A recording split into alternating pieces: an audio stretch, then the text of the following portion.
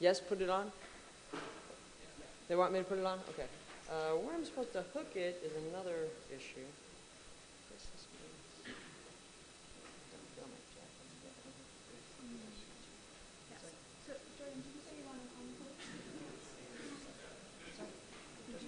Oh, good, great. Use this thing? Ah, there we go. Yeah, that's fine. That's wonderful. Okay, the only problem is this stupid thing in the way. Sorry. Just moved it. Oops. Yeah, that's fine. Okay. Does that work? That'll work, sure. I think this pulls out as well. Wonderful. Thank you. Excuse me while I tidy up. Sorry, just give me a moment and then I'll feel more. Okay.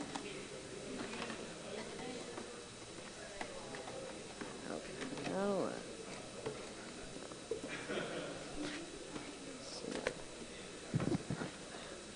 wait, sorry, where did we get back there? Just main things. Okay, now. All set? Set as I'll be.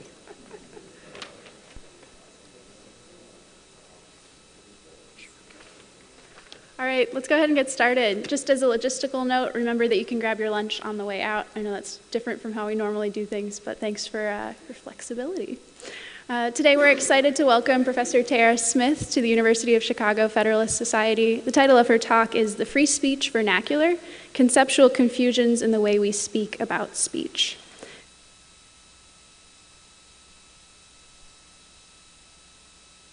University of Virginia and Johns Hopkins University, and her research concerns the nature of values, virtues, and the requirements of objective law. Her most recent of several books is Judicial Review in an Objective System, and she serves on the board of directors of the Ayn Rand Institute.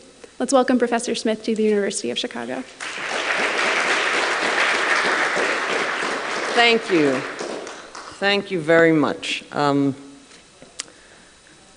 Thank you very much to the chapter for having me. I've had good experiences here before. I've spoken here a few times at the Federalist Society here. I also love an excuse to come to Chicago. And this time I got to go to a Blackhawks game. And they won in overtime. It was really fun. So it was nice. It was very nice.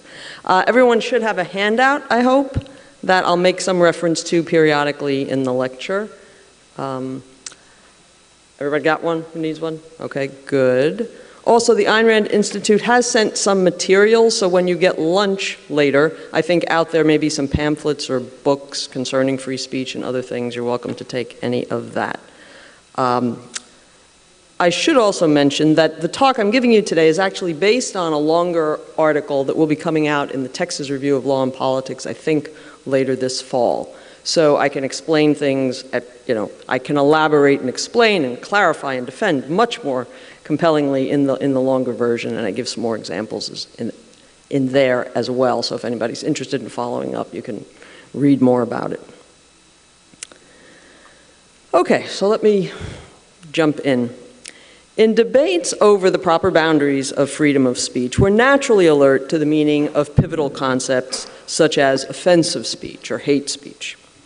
What constitutes incitement, or how far a person's privacy extends versus the speech rights of others, of a journalist, for instance, right? So there are some natural terms that, they kind of magnetize us, and we know we need to pay attention when somebody's talking about hate speech. Alongside such contested concepts, however, stand peripheral terms whose misuse can be every bit as influential, but whose ramifications tend to go unnoticed. I have in mind terms like absolute or exceptions. Because these terms are not associated with particular ideological positions, it's not that those who invoke exceptions systematically support more freedom for political speech or less, for instance. It's not that people who talk about exceptions, they're on this side of campaign finance when it comes to free speech. No. Because of that, because these don't line up neatly ideologically, I think we tend to assume that these terms, absolute, exceptions, a couple of others, that they're just neutral tools of the debate, part of the infrastructure. What I'm going to argue, though, is that confusions concerning some of these seemingly incidental concepts actually impede clear thinking about how a legal system should treat speech. Indeed, they often lend the cover of respectability to unjustified restrictions of speech. So the plan, and I've given you an outline on the handout. I have misplaced my handout. Let's see. Anyway, you have an outline. Basically, I'm going to consider, thank you, how handy. Thanks a lot. I'm going to consider 4 of these concepts this afternoon: absolute, exception, censorship, and freedom, and I'll treat them in pairs. I'll begin by offering a few examples of each being misused, and I'll explain, or at least indicate, the errors that I think are involved. I'll then address the damage. What harm do such confusions inflict? Why should we care about them? Finally, I'll turn briefly to the roots of the errors, the confusions. That is, what underlying mistakes might foster these erroneous ways of thinking. Now, ultimately, I think a handful of root factors play a role. Here, I'll just focus on one to provoke your reconsidering a much acclaimed friend of speech. Okay? Time out while I ask, is this working all right? I sound so loud to myself. It's okay? It's not, you're not, okay, good. Then I'll put up with me if you can put up with it this way. A few more preliminaries just before I really get going. So I've said I'm going to talk about what I think are misconceptions in the way these terms are used, right? Well, obviously that means I'm relying on a definite idea of the correct meanings of these 4 terms. So I think I should probably state up front some of my own core beliefs here. I believe that the right to free speech is absolute and admits of no exceptions. That censorship consists of government restrictions on an individual's freedom of speech, and that this freedom consists of the absence of others forcibly restricting one's speech. But that's not the thesis of this paper, and I won't offer a direct case for it here. My present aim is really more modest. It's the more modest one of conceptual cleanup, to carve these categories that inform our thinking about speech more accurately so as to help us reach valid conclusions about the proper boundaries, okay, of freedom of speech. So without expecting you to agree with my larger views that I just indicated, I do hope to convince you that cleanup is needed because the field of debate is studded with confusions. And while I've said my aims are somewhat modest, the stakes, I think, are large. For as long as we labor under blurred conceptual boundaries, we will reach misguided conclusions and consequently protect speech that shouldn't be protected and restrict speech that shouldn't be restricted. Okay, so I do think this is important, even though these seem like dusty peripheral terms to the real heart and meaty things that people love to argue about. Okay. Okay, so first, some examples of how absolute and exceptions, those terms, how they're commonly misused. And as I cite these, you really want to listen for how is the term, whether I'm talking about absolute or exception, how is it being used in the example I'm giving you or the quotation I'm citing? Okay, so you're working for your lunch today. Okay, so listen hard. So typical is an editorial in The Economist, which, after lauding freedom of speech as the oxygen of democracy, concludes, quote, so the right to free expression should be almost absolute. Bans on child pornography and the leaking of military secrets, ... on the deliberate incitement of violence, ... quote, still in the quote, are reasonable, close quote. The US Supreme Court in Chaplinsky back in the 1940s has held that the right of free speech is not absolute because certain restrictions on speech are fine, certain legal restrictions on speech. I've noted a few other examples on the handout from law professors Jeremy Waldron at NYU, a law professor in London, and there are still more examples in the paper, but that just gives you a taste, okay, of how absolute is frequently used. In the same vein, people frequently refer to restrictions on libel or incitement as exceptions to free speech. One doesn't have the right to leak classified national security information, so they say exceptions are commonplace. Harvard psychologist Steven Pinker while defending free speech. And I have to say, the little bits I've read of him on free speech I think are really very, very good, basically. But here's Pinker, defending free speech. Quote, and I think I put this on your handout too. He writes, "It's true that free speech has limits. We carve out exceptions for fraud, libel, extortion, divulging military secrets, and incitement to imminent lawless action," close quote. So what's wrong with this picture? What are the confusions in how these terms absolute and exceptions are being used? Now, while the term absolute, while that concept may have somewhat different meanings in different contexts, in metaphysics, for instance, when we're discussing the kind of thing we're discussing here, when we're thinking about freedom of speech, when we're discussing a prescriptive principle such as rights, absolute means holding paramount authority within its domain. To say that a principle is absolute means that within its domain, it admits of no exceptions. Consider, your right to life is absolute. We don't question that when we're reminded that, well, you're not legally free to physically assault people or to steal other people's property, right? No, the right to life does not protect that, yet it is an absolute, meaning as long as you respect others' rights, your right is sacred. You have the authority to lead that life any way you like. Others are forbidden from infringing it. No exceptions.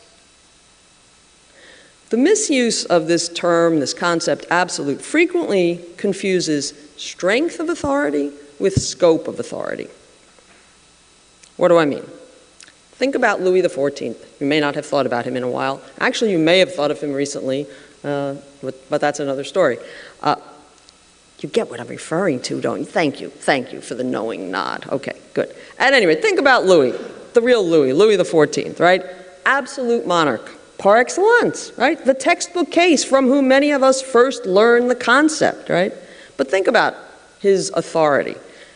Louis was the king of France, not of Britain, Westphalia, right? The Andes, Ethiopia, no.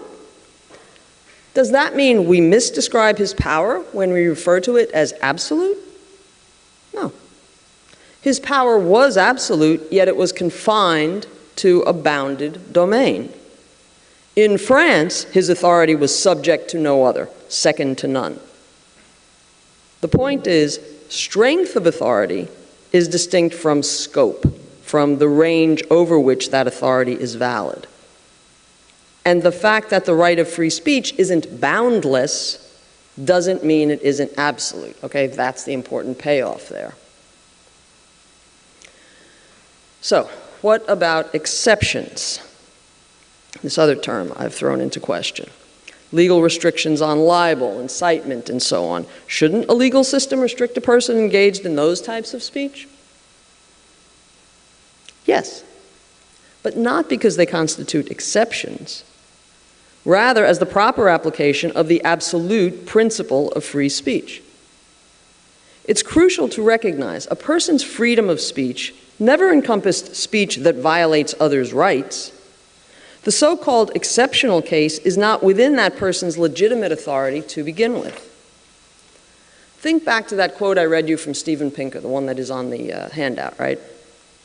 Pinker thought of legal limits for fraud, libel as exceptions. Well, ask yourself, what would these be exceptions from? From your right to pillage, loot, take from another what's his? These limitations would be exceptions only if one supposed a general right to invade others' rights. But that would make no sense, because it would destroy the entire concept of rights. My point, it is not an exception to recognize the boundary of one's authority, or that there are boundaries to one's authority, right? Another homey example that I hope will make this clearer. Back in Austin, my neighbor Steve, his backyard isn't an exception to my property.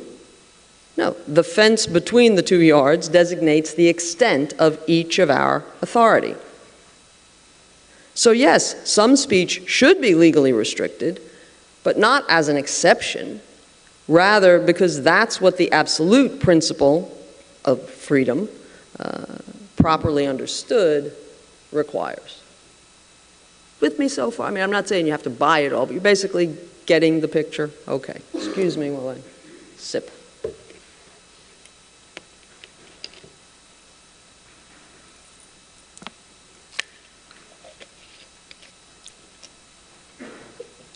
Okay, let's turn to the other two concepts, censorship and freedom. Here my concern is really about concept creep. My concern is that these terms have been extended to encompass an ever wider and more disparate array of perceived transgressions. For instance, people complain of market censorship. A person's boss tells him he can't wear certain messages on his t-shirts when he's at work, and he complains he's being censored. This summer, some of you might have read there was a controversy about a production of Julius Caesar in Central Park in New York. Any of you hear about that case? It sounds like a pretty offensive, whatever one's political views or views of Trump, it sounds like a pretty offensive production. But then when some of the corporate sponsors of the theater company putting it on, I think it was the Public Theater in New York, when some corporate sponsors pulled out, Delta, American Express, and so on, they were accused of corporate censorship, right? A private company like Facebook or Twitter bans or bars certain messages from its services, often, for reasons we might think are good reasons in themselves. Well, those messages are misogynistic or racist or what have you. A lot of users howl censorship. Again, just examples of how readily we toss around that term. And it's not just, the yokels who are doing this, unlike us at the University of Chicago.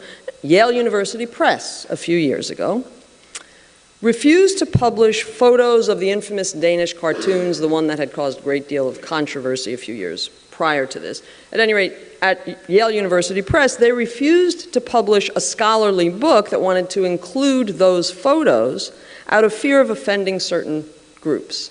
And when Yale made that decision, lots of academics accused it of censorship.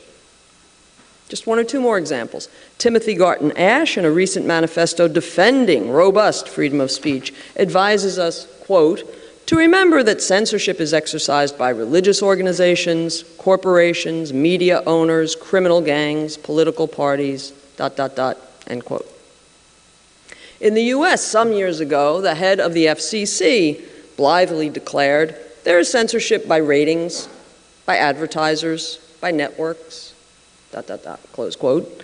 A Wall Street Journal columnist just a few months ago urged Google and Facebook to refrain from excessively censoring their users. Okay.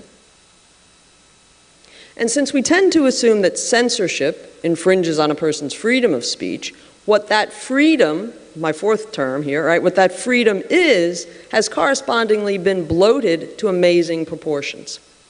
A few examples of how this, I think, plays out a little bit less dramatically, but if you pay attention, you can see what's going on. Magazines will often report figures about the number of newspapers somewhere, or the number of people who read the newspapers, or who post on Facebook, right? As if those are, and they'll use them and present these figures as indicative of that country's freedom of speech.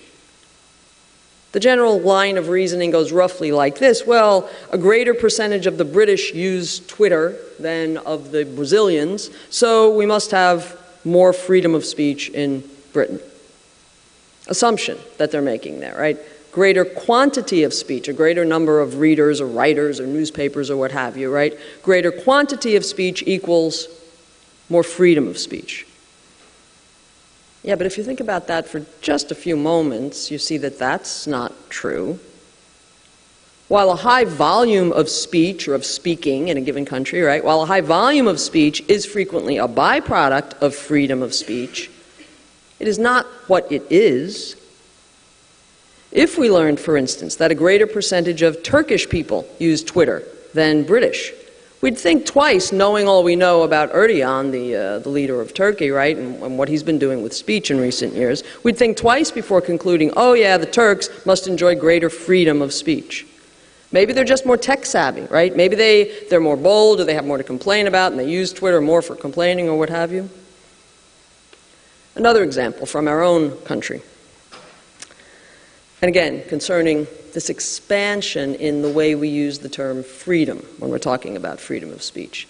The beginning of this past year, around the time that the Trump administration was taking over back in January and February, a lot of people were expressing fear for freedom of the press, of press speech under the new administration. And at the time, political commentator Bill O'Reilly weighed in. He was still with Fox. He was still on the air at this time. He weighed in that since American media are biased to the left, we don't have a free press anyway. As if freedom of the press and the objectivity or bias of the press and of their speech were the same thing.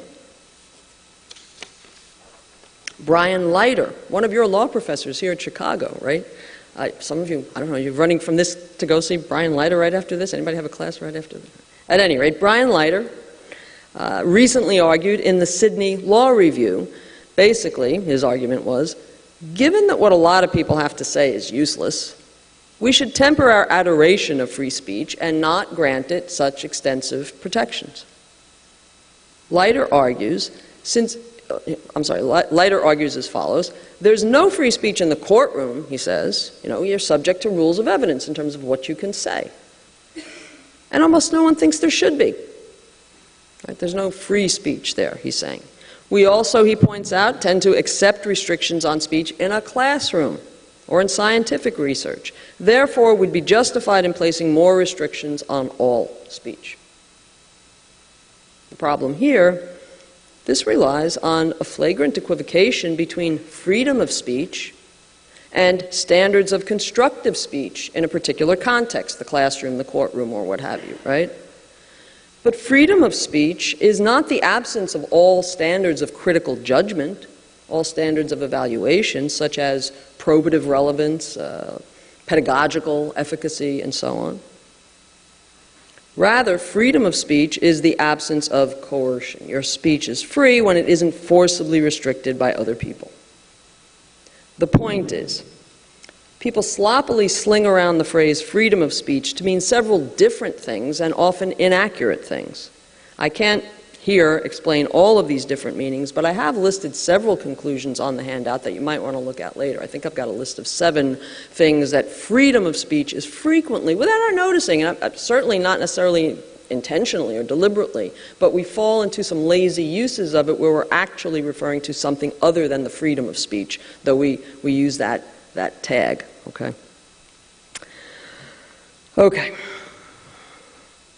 What about censorship? How is that term misused in the cases, a couple of the cases that I've cited? You know, this idea, you bar me from Twitter, you're censoring me, corporate censorship, all that kind of thing. Essentially, I think in these cases where I believe it's being misused, people are using the term censorship to designate pressure outside other people's or employers' pressure that results in undesired consequences. Others in position of unwelcome pressure. Now, properly, censorship means government's forceful obstruction of your right to speak. Historically, the term censorship referred to state restriction of people's thought. A censor was literally a government employee. I mean, if you go way back, it was a government employee or an office of government employees who reviewed books, performances, people's correspondence. The censor could deny publication, confiscate your newspaper, shut down the theater, put you in jail for saying those things, right? And this usage, the fact that, gee, in the past and originally censorship referred to government restriction, I don't think this use is simply historical accident or just isn't that a nice convenient thing for Tara's thesis, right? No, the reason why censorship means exclusively government restriction of speech is that the freedom to speak goes hand in hand with the freedom not to speak and not to support speech that you disagree with, not to subsidize speech that, no, that's not the view I believe or want to project. But if a private person directing his resources according to his beliefs constitutes censorship, you know, I tell my employees, no, I don't want you wearing those t-shirts at my, you know, when you're on the job, these hours at my shop, right? If a private agent directing his resources according to his beliefs constitutes censorship, and the government could thus punish him for censoring, then his freedom of speech would be erased, right? If you're compelled to voice support for ideas you disagree with, your right is neutered. Now, I do want to make one thing clear here. To say that an action is not censorship does not immunize it from all valid criticism or all important criticism, okay? Think back to the example I gave you of Yale University Press saying, we don't want to publish those cartoons, right? That was not censorship in my book, right? Yale, private entity, they've got the right to publish what they please. But we can still criticize it, right? I would join in with a lot of academics and others' criticism. I would say, but what it did was cowardly. It betrayed the ideals of scholarly inquiry. It showed itself unworthy of respect as an academic publisher. But what's salient here is this. The moral way to exercise a right and whether or not one possesses that right are distinct questions. Okay? And we don't help things when we conflate them. So the upshot. Properly, freedom of speech means the absence of others restricting your speech by force. It is not the absence of unpleasant repercussions for your actions. Other people are not obligated to maintain your comfort zone of preferred pressures, of the pressures that you regard, okay, those are tolerable, I can handle those. Freedom of speech is not a feeling marked by the absence of uncomfortables. Okay. I may speed up a little bit because I would like to allow some time for questions, but at the rate I'm going, I might pick up the pace a little. Fair enough, fair enough. You might say, you might not even be willing to grant that at this point, but let's assume you say, okay, fair enough, but what's the big deal about these words? Isn't this just word games, much ado about not all that much? What harm does the misuse of some of these terms do, right? What's the damage? Well, for starters, it discourages us from carefully examining why certain speech should or shouldn't be legally protected. When we lazily recite, oh, there are always exceptions, nothing's absolute, we weaken our grasp of what the proper boundaries are, which means we'll police those boundaries in all the more lax and error-prone a way. And this feeds more directly into why this really matters. If your freedom, quote freedom, protects you from 4 or 5 different things because it's confused with 5 or 6 or 7 different things, right? If your freedom protects you from this and that and this other thing, unpleasant reactions, poor quality speech, a la Brian Leiter, right? Then there's going to be an awful lot of incursions on people's freedom. It's going to be relatively easier to violate their freedom, which will invite the government to step in to prevent them. In other words, this authorizes unjustified government restrictions. A little more specifically, if we misclassify private actions as censorship, then the government will forbid individuals from spending their money, their advertising dollars, whatever it might be, as they choose. In other words, from exercising their rights. And more broadly, misuses of these concepts give incursions on free speech a good name. When we condemn as censorship actions that are not censorship, we make censorship seem not so odious. After all, some such censorship by private parties seems okay, right? You might think, hey, why should Twitter be compelled to convey messages it doesn't want to, any more than a philosophy journal should be compelled to publish Tara's article, right? Or a newspaper should be compelled to publish Sarah's letter to the editor, right? You know, if that's not so unreasonable, then censorship is not so unreasonable. If it's all censorship, right, because we just use that term in this capacious way, then some censorship is okay. So the real danger I'm talking about here is normalizing censorship. When a government official declares, as the person I quoted from the FCC several years ago, right? When a government official declares, hey, there's censorship by ratings, by advertisers, notice, he's conveniently saying, don't get mad at the government when we censor. We all censor. It's all the same. That's the normalizing that I'm talking about. When a Wall Street Journal columnist, Wall Street Journal, oh my God, a Wall Street Journal columnist criticizes Google and Facebook for, quote, excessive censorship, implying that some would be fine, right? That's normalizing. So basically, this is it's a cry wolf phenomenon. As the historian Robert Darnton observes, quote, "If the concept of censorship is extended to everything, it means nothing," close quote. So in the end, the damage is that misclassifying these phenomena blurs important differences and emboldens government restrictions of rightful speech. Okay, last major subject. Why do people make these mistakes? If we are to correct them, it can be helpful to understand what's underneath them. Where are they coming from? What are the deeper roots of these confusions? Now, as I said at the beginning, I think ultimately there are a few that all work together. And I say a little bit about one of the others that I don't speak about here on the handout. But here I just want to focus on one. I want to focus on utilitarianism or utilitarian thinking.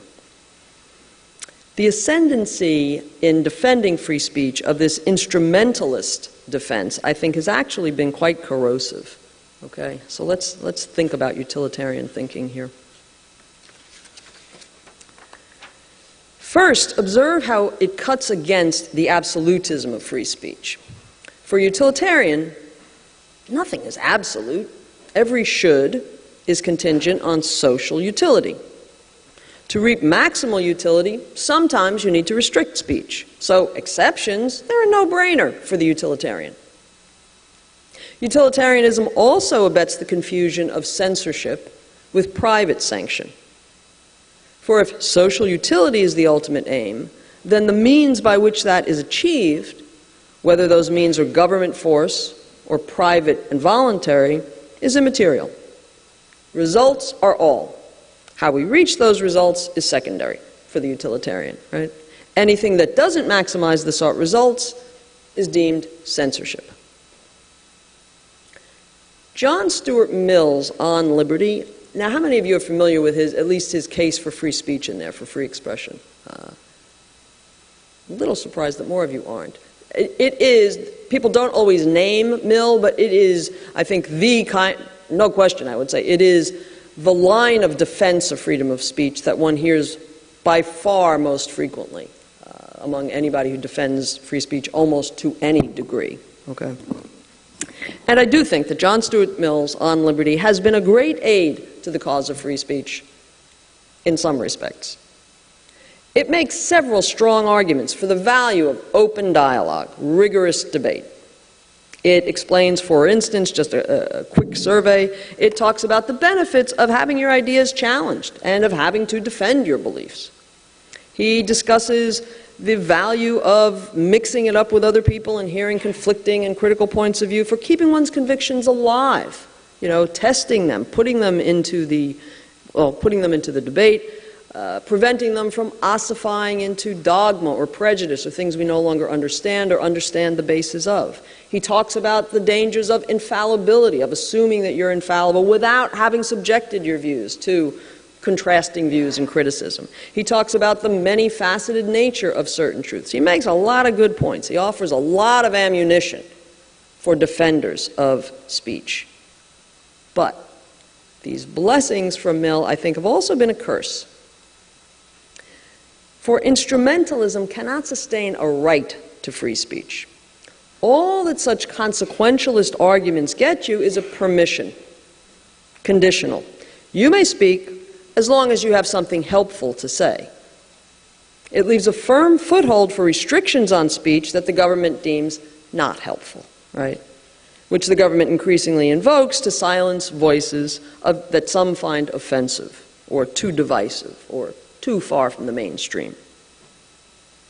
I've also made a note on the handout of how utilitarianism, you can look at this later, but there is a note on there about how utilitarianism tends to confuse the value of speech with the propriety of freedom of speech. And those aren't, again, when you think carefully about it, they're not the same thing.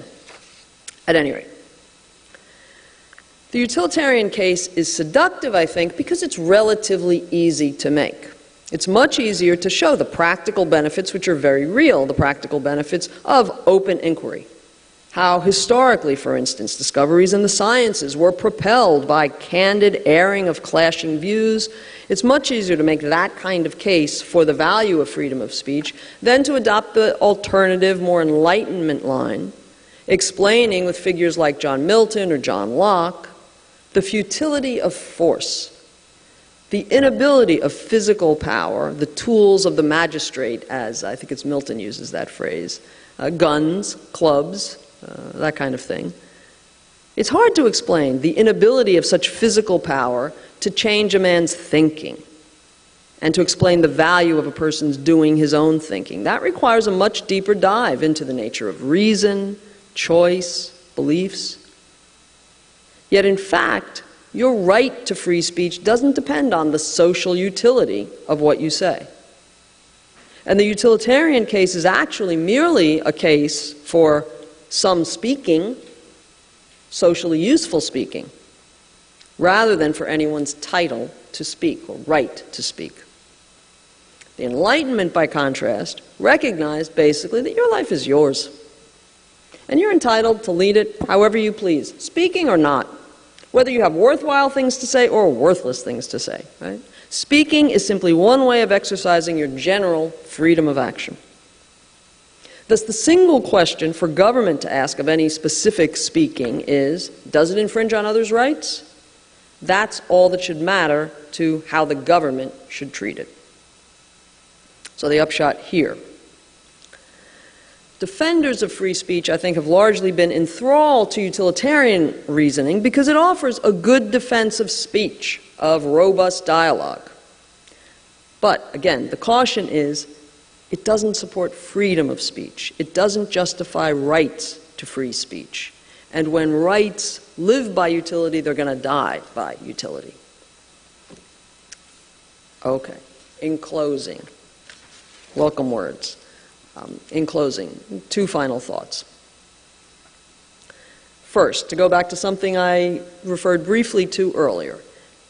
Even while I've insisted on precise usage in assigning these terms, I do want to underscore the importance of other normative standards that still apply to a person's speech other than is it free or not, other than its freedom, okay? Questions of freedom and censorship don't exhaust the field of critical appraisal.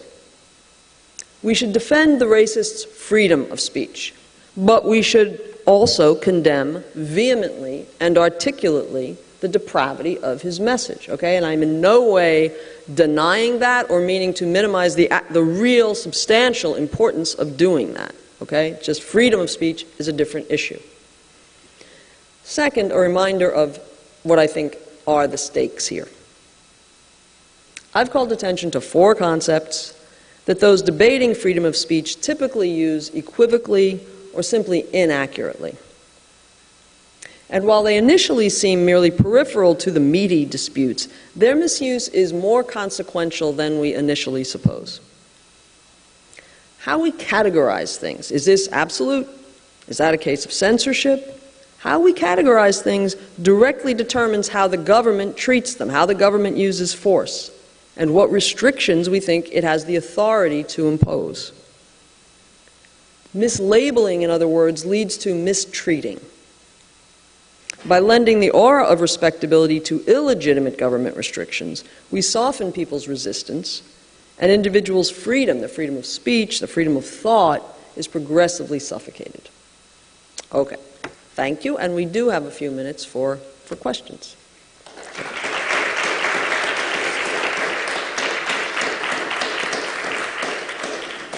Thank you. So, are there any questions? Yes, sir.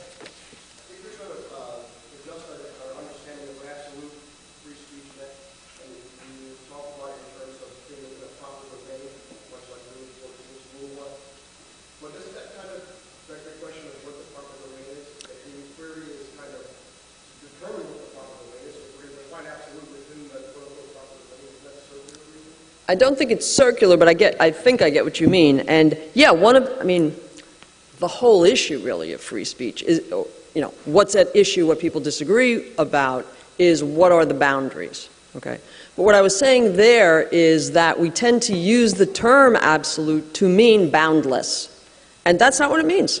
And I'm using the Louis example to show, look, he wasn't, we're not misdescribing him when he say he was an absolute ruler, but nor are we implying, oh, he was the king of the world. But the way people use absolute, and even in some of the examples that I gave, is, well, of course, you shouldn't be legally allowed to use libelous speech or fraudulent speech. And I agree completely, but that doesn't mean the right isn't absolute. It means when understanding a right, we need to understand what the boundaries are. Now, you're quite correct that a further big bone of contention is to figure out what those boundaries are. But there are, if there are no boundaries, then the whole meaning of rights and freedom is out, it's just down the drain, okay? So, yes, we still have to figure out what the boundaries are, and I wasn't here arguing that the boundaries should be here or there, but just we need to understand what an absolute is, what would constitute a genuine exception or not, in order to then go forward to the meatier disputes about what the boundaries will be. Okay. Other questions? Yes, sir. I wonder if you can talk about, we just talked about libel, but how from an objectivist point of view, those two exercises of speech are not allowed. The general answer is a right of any sort, not just speech, but your right, your freedom, does not extend so far that you may infringe on others' rights. So if you're engaged in something like libelous speech or fraudulent speech, and there are, I think, a few other examples, it would have to be shown, but in those kinds of cases, you're infringing on somebody else's right to property or something like that. So the basic basis of it would be you don't have the right to exercise freedom of speech in a way that would come at the expense of what others are entitled to, just as you don't have a right to use your property to take somebody or damage somebody else's property, right? So I can speak up to the point of infringing on others' rights. But let's say a case of fraudulent speech. I'm deliberately, knowingly and you probably know more about fraud than I do because I'm not a lawyer. But something like I'm deliberately, knowingly misrepresenting the product that I want to trade with you, right? To get you to trade what I want from you, because let's say because I think, well, if I told you the truth about my product, you wouldn't buy it, or you wouldn't buy it on those terms, you wouldn't pay that price or something like that, right? So if I'm knowingly, deliberately speaking in a way to get something from her that she doesn't really want to give me, that would be a case of fraud or something like that. And that would be trying to get something from her against her will. So that's the kind of explanation that would follow, or that I'm coming from, I guess you could say, on this. Yes? Kind of going along with that question and answer, like in the kind of domain of private sanction, say that there was this white supremacist rally that was, theoretically selling ad space on their signs or something, and so corporations can sanction them by saying, well, we're not going to buy ad space on your sign. Then say there's another group of people that, wants to come and just kind of surround them and shout above them, so they're not really seen or drown them out that way. And then let's say there's a third group of people that comes and actively, throws tear gas or rocks at them or something. At what point, where do you draw the line of infringe? Because I think, it seems like we treat the third one as definitely infringing upon the rights of the white supremacist free speech. But where do you draw, that line? What was the first example? The second was you're speaking so loud or yelling so loud that the people can't be heard, right? What was the first? In theory, if the white supremacists had signs and they were selling ad space on them, corporations or businesses can choose not to purchase. Right. And that's kind of an extreme example, but... Okay, well, that first case seems to me, I guess I don't get I may be missing something in the question, or maybe not, but hey, it's my money. I'm a company, whether I'm a single person, single individual, whether I've incorporated with 3 other people or with 300 other people, it's my money. I don't have to buy ad space that I don't want to. They're free to sell to anybody else who wants to buy their ad space, right? But if I'm just saying, I don't want it, for whatever reasons, I see no sense in which I would be infringing on their free speech just by saying, I'm not going to give you money to do that, any more than, I don't pay for ads on whatever, on television or online or something. Okay. The second case where you've, and I mean, we need to get a little clearer here about the shouting down, but to the extent that some are making noise or speaking in a way to prevent others from being heard, in many circumstances, they would be infringing on the rights of those first speakers. Now, an important thing you'd want to know is, where is this taking place, on whose property, under what terms, right? Is this, hey, I've rented the hall. You know, we've rented the hall, we've paid a lot of money, it's ours for the next 45 minutes. Therefore, if you're truly obstructing our ability to use what's, you know, our leased property for a while, then you're infringing on our right, right? So, and that's also, I do think that's actually not always the major or sole definitive issue, but you've got to pay attention to who, you know, on whose property are some of these protests taking place, and what are the terms on which they've set for this. Okay. Yes. So going off of that, I think part of the cash out of your claim is, oh, look, we'll be able to. Excuse me a sec. They want you to be heard. Oh, yeah, sure. Okay, so whoa. Okay, going now off this that. is your chance to, like, you know, show your comedy chops or whatever. You know, okay, now that you've got a mic. So going off that question, it seems like the big cash out of your thesis is that we'll be able to have government coerce speech in the right instances in the right way and refrain from coercing speech in the right instances. I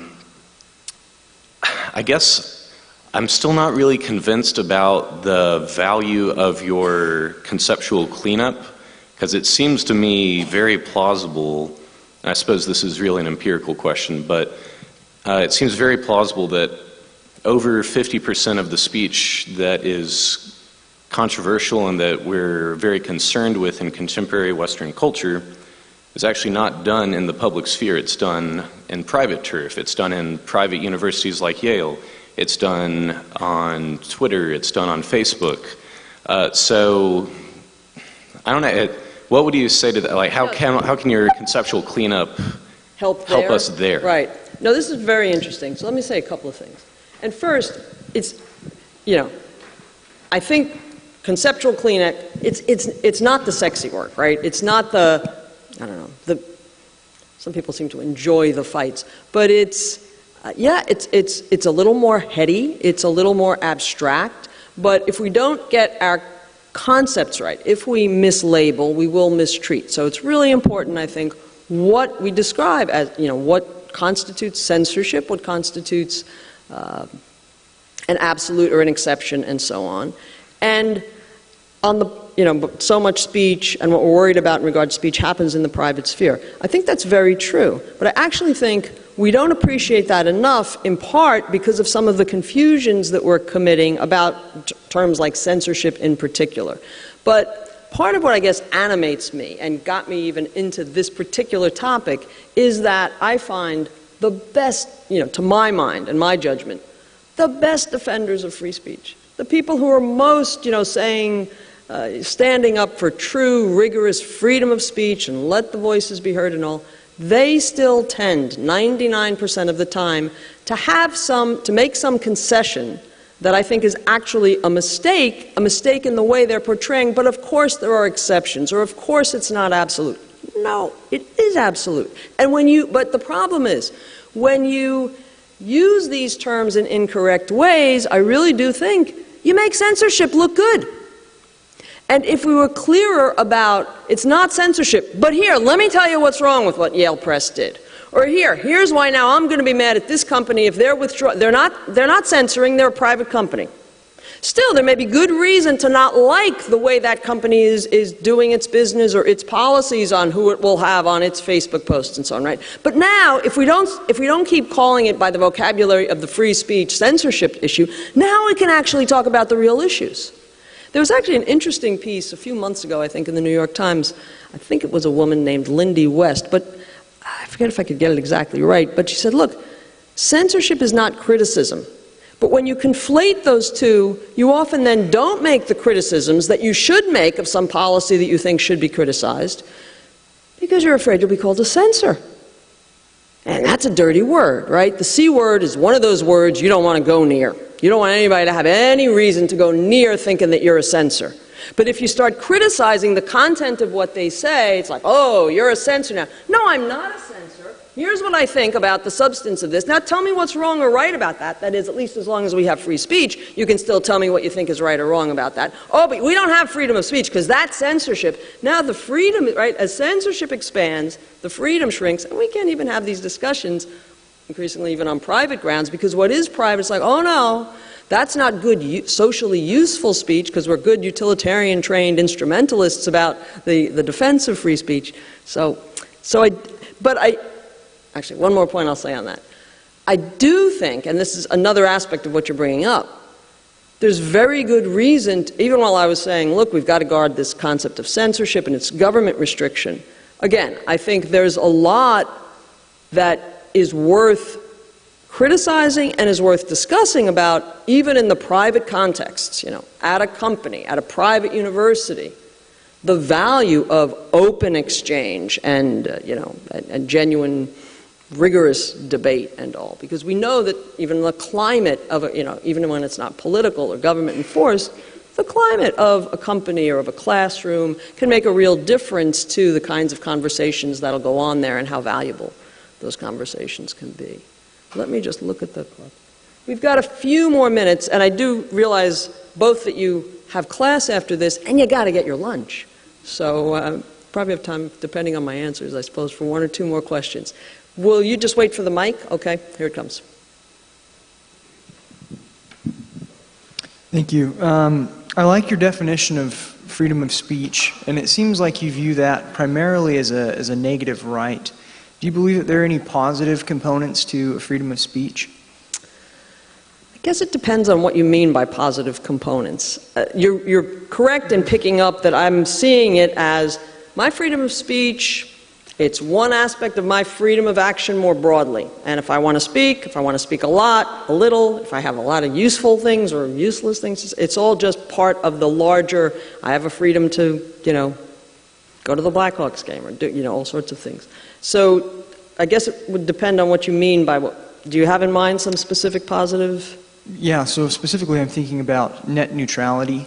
And it seems to me that speech requires a forum. I guess I could go talk in the woods and nobody could harass me, and so I talk in the classroom sometimes and it seems like nobody's listening, so it's like, oh, it was the woods out there today. I'm sorry. Yeah. And so I would think that, from that point of view, I wouldn't have anybody infringing upon my rights to speak, but when you look at restrictions that are being allowed on a public forum, I think it begs the question whether there's an obligation that the government has to protect the forum in which people can speak. Okay, a couple of things here. First, again, referring back to part of what I said in response to an earlier question, the forum. Whose forum where? And I mean, there are public parks and there are private universities and private companies and private front yards and private homes, so that makes a big difference to what the government should do. If it's my property, I can say, no, you can't put your signs up on my front yard. But if it's not my front yard, I can't say that kind of thing. But just to get to your more basic question, I think, we speak often because we want to change somebody's mind. Now, mind you, we don't always speak about political issues or moral or cultural issues. We speak about the ball game or the weather or the test that we just took. All right, we talk about all kinds of things. But when we speak, generally we're trying to communicate. Maybe we're just trying to let off steam or tell you about my problems with my girlfriend or whatever it might be. But yeah, we would like a listening audience, a receptive audience, a friend who gets what you're talking about, a class that seems interested and to be understood and so on. But my right to, it's his, just as my right to free speaking is a part of my right to my life, hey, it's his life. Now you can have the government or somebody command, pay attention or give her an audience. It's like, typically, when one has something to say that other people find worthwhile, they'll tune in, they'll read your blog, they'll come back and so on. But the idea that speech or the right to free speech should come with the right to an audience is actually undermining, I think, of rights in general. Okay. Let's see, do we have one more quickie? Okay. And should we get the mic over here, if you don't mind waiting a sec?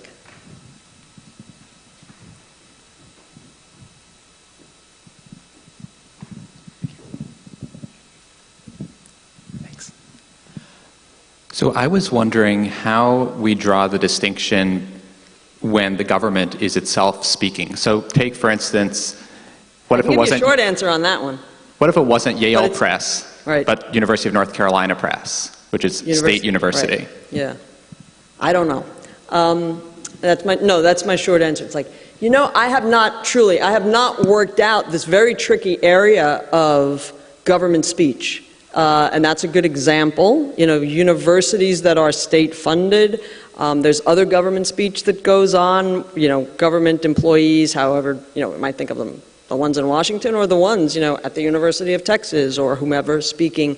I know that that's come up in some legal cases, even is a license plate. Is that government speech or is that something else? Because these days in so many states you can have all sorts of messages on your license plate, but can you have that kind of message? Would that be the government, because it's government issue? And I really don't know. I'm sorry. I think it's a legitimate and important further free speech question that's going to need to be answered, but as a person now writing a little bit on free speech, I'm at the very beginning. So I don't know. Have me back in a few years and maybe I'll have answers to that one too. I think we should let it go at this point, but thank you very much. And just keep thinking, keep thinking. Thank you.